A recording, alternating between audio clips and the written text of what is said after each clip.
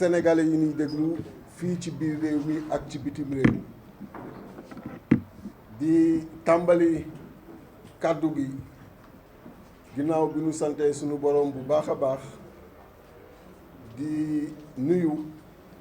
le président Abdoulaye Wade nga xam ni moom mooy président coalition Wallu di nuyu le président Karim Meïssa Wade di wax mbégte bi ñu am Yewwi Askan Wi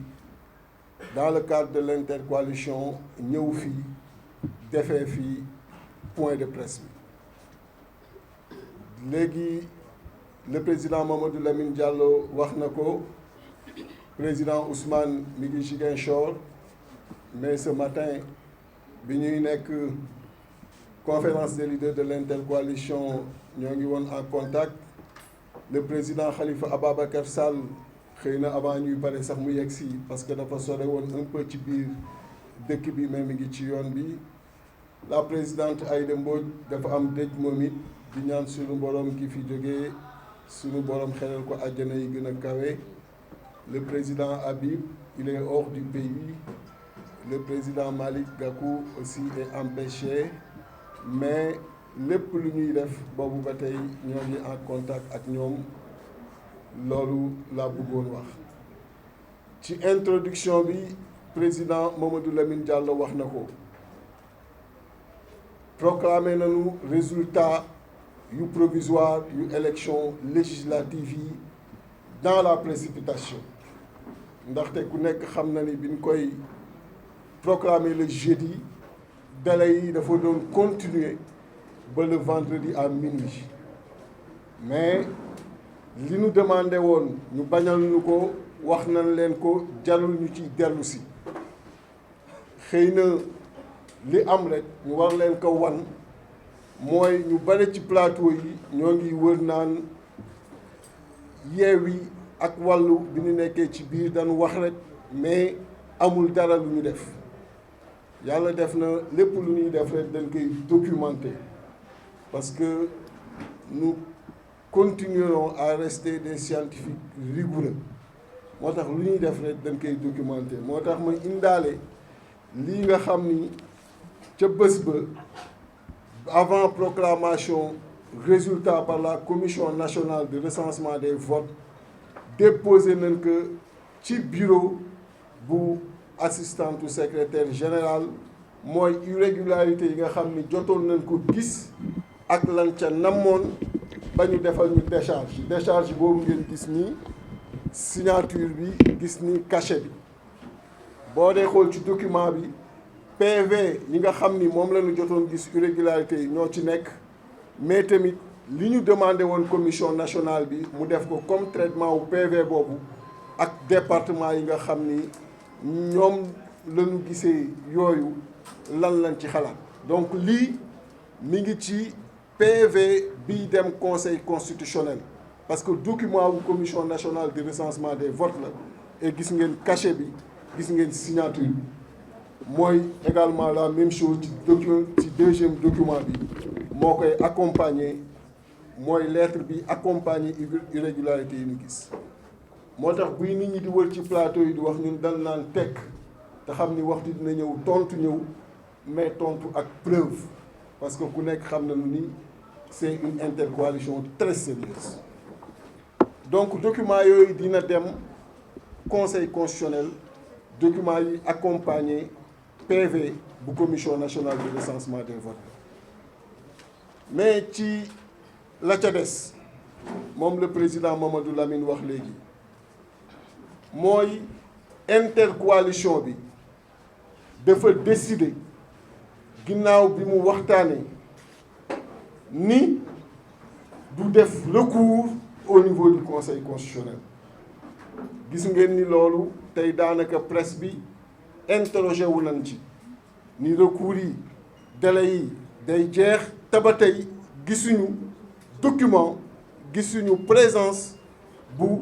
mandataire intercoalition yi pour def recours ñuy xamal opinion nationale ak internationale ni defuñu recours au niveau du conseil constitutionnel ndaxte ñi nga xam ni ci lu yàggul situation bi sénégalais di traversé Sénégal di traversé ñoom ñooy lu njiig ñoom ñooy njaag ñoom ñoo jël liste titulaire éliminé bàyyi ay liste suppléant dem sur un même problème ñu suivre une décision bi nga xam ni moom le ministre de l'intérieur jël kuppati liste titulaire bu Benno Bokk Yaakaar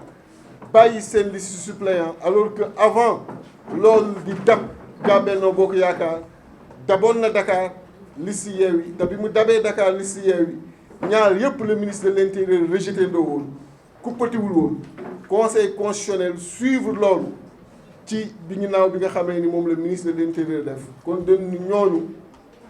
dañu amatul confiance ci ñoom te peuple bi amatul confiance ci ñoom kon ku peuple bi amatul confiance ci yow nit ñi amatuñu confiance ci yow classe politique bi amatul confiance ci yow kon amul lu ñu fay déposer di ay recours di perdre suñu temps parce que ñaari député ba ñett yi nu président Macky Sall jëlal ci bi mu gonflé yenn chiffres yi gonflé yenn département yi xanaa lekk cere bu neex a neex rek mooy yóbbee ñangeen yeeg mengeen yi ñuy gént ni benn député wala ñaar yooyu wala ñett yooyu conseil constitutionnel dinañu ko delloo leer na leen du ci wàññi lu mu ci yokkul du ko ci wàññi ci député président Macky Sall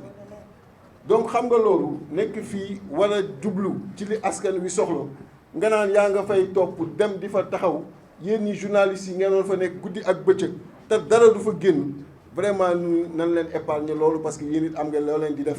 Sénégalais yi am na lu ñuy def ñun ñii am nañu leneen li nga xam ni aussi war nañ ko mën a def te conseil constitutionnel bii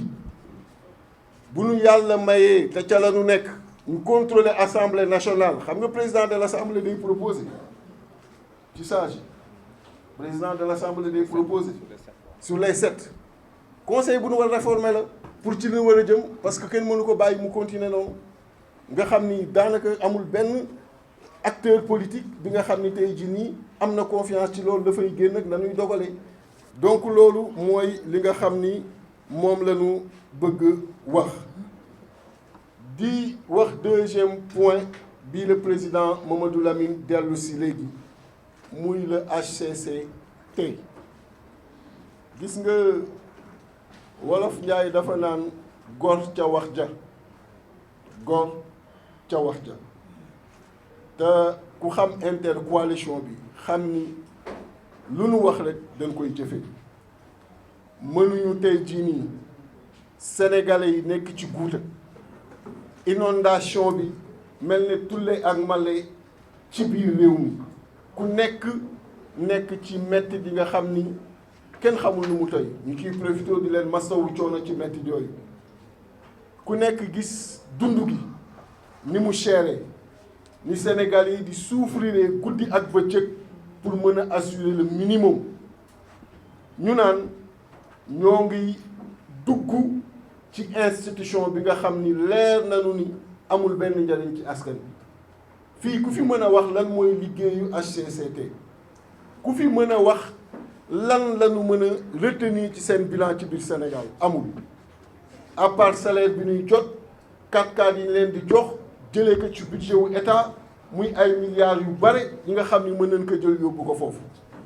ñun nag nekkuñu ci caaxaan boobu intercoalition bi nekkul ci caaxaan boobu wax nañ leen lu leer ñu leen koy répété waat population sénégalaise bu ñu yóbbee intercoalition bi ci bopp réew mi li war ci réforme dañ koy engagé aussitôt te sénégalais yi daanu xam ni seen yitte mooy suñu yitte foo bi dina fi jeex kaf bi dina fi jeex yàq bi dina jeex ci nguur gi ak ci jumtuwaayu état bi pasare bi dina jeex luubal bi dina jeex lu jub rek moo fi am te lu ñu yëkkati rek day doon njariñu sénégalais yi moo tax ginnaaw ñun ñëpp d'accord nañu ci lii baaxul sénégalais yi d'accord ni baaxul intercoalition bi à l'unanimité je répète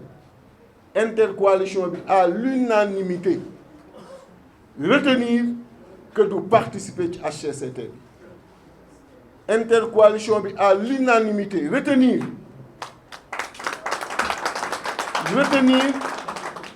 retenir que bu ñu yàlla maye ñu installer assemblée nationale bi ñu contrôler assemblée nationale bi daanu dugal proposition de loi pour la suppression pour supprimer HCCT parce que amul njariñ milliards dafay nekk dafa jóge mën na jaar mën na jariñ askan wi ca leneen kon loolu mooy li nga xam ni moom laa bëggoon wax. Le président Mamadou Lamine mi ngi may demandé ma résumer que rapidement en français 2 secondes sur le Conseil constitutionnel.